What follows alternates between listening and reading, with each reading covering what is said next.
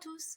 Aujourd'hui, je vais vous parler de la dernière biographie de Jennifer Le Sieur, la biographie d'une grande dame. En effet, elle a été officier de la Légion d'honneur, commandeur des arts et des lettres, médaillé de la Résistance, titulaire de la médaille de la Liberté, officier de l'Ordre du Mérite et diplômé des écoles du Louvre, de l'Institut d'art et d'archéologie et conservatrice du musée du Jeu de Paume. Il s'agit de Rose Valland, l'espionne à l'œuvre. J'ai découvert Rose Valland sur le tard suite à la parution du livre La part des cendres d'Emmanuel Favier, qui est sorti à la rentrée littéraire 2022. Ça a été une vraie découverte, tout simplement parce que cette femme, qui est une véritable héroïne de la résistance en histoire de l'art de l'après-deuxième guerre mondiale, et ben en fait est complètement tombée dans l'anonymat. Elle entre donc, après ses études, comme conservatrice au musée du Jeu de Paume, musée qui depuis 1932 regroupe les écoles étrangères contemporaines. Puis, avec l'arrivée imminente du conflit mondial, elle décide de participer à la sauvegarde et à la protection des œuvres qu'abrite son musée. Puis, à partir de 1940, elle devient le témoin privilégié des pillages organisés par les nazis, pillages des œuvres d'art qui ont été volées aux riches marchands, aux riches propriétaires juifs et francs-maçons.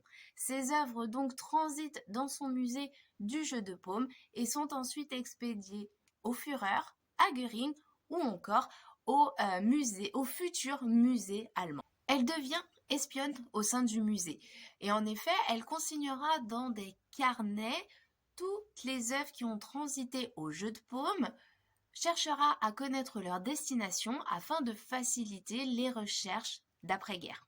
Alors, toutes ces notes ont permis aux historiens de l'art de l'après-guerre, justement, en fait, de retrouver les œuvres et de les restituer à leur famille, mais également aux historiens d'art contemporains de notre époque de comprendre l'état et l'importance des spoliations durant la période de l'occupation.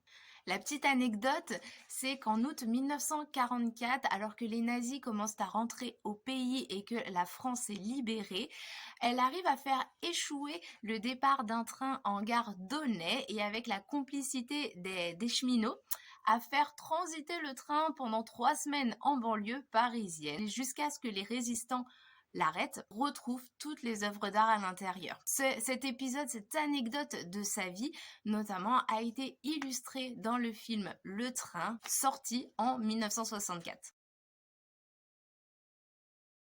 Après la guerre, elle devient secrétaire de la commission de récupération artistique et part en Allemagne sous le grade de capitaine, aider les Alliés à récupérer les œuvres d'art françaises et à veiller à leur bon retour. On estime à environ 60 000 le nombre d'œuvres d'art qui ont été récupérées par cette commission et les Alliés grâce au travail de Rose Valland. Et d'ailleurs, le livre qu'elle rédige en 1961 et intitulé Le front de l'art était et demeure encore l'une des références sur l'histoire de la récupération des œuvres d'art.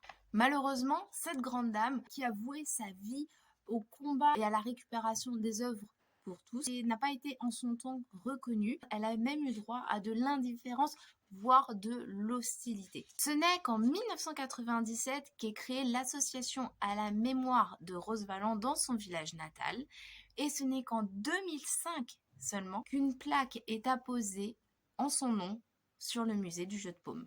Et enfin, ce n'est qu'en 2009 que lui a été consacrée la toute première exposition en France dédiée à son travail d'espionne et à la récupération des œuvres d'art. Alors si aujourd'hui, on peut contempler dans nos musées, qu'ils soient français ou allemands, des œuvres de la Renaissance italienne, des sculptures antiques ou encore des meubles réalisés par les plus grands noms de l'ébénisterie dans le monde, eh bien c'est en partie grâce à Rose Valland. Elle sombre dans l'oubli pendant presque un demi-siècle, alors qu'elle a joué un rôle de premier plan dans l'histoire de l'art du XXe siècle. Si vous avez aimé cette vidéo, n'hésitez pas à nous le faire savoir et également à vous abonner à notre chaîne.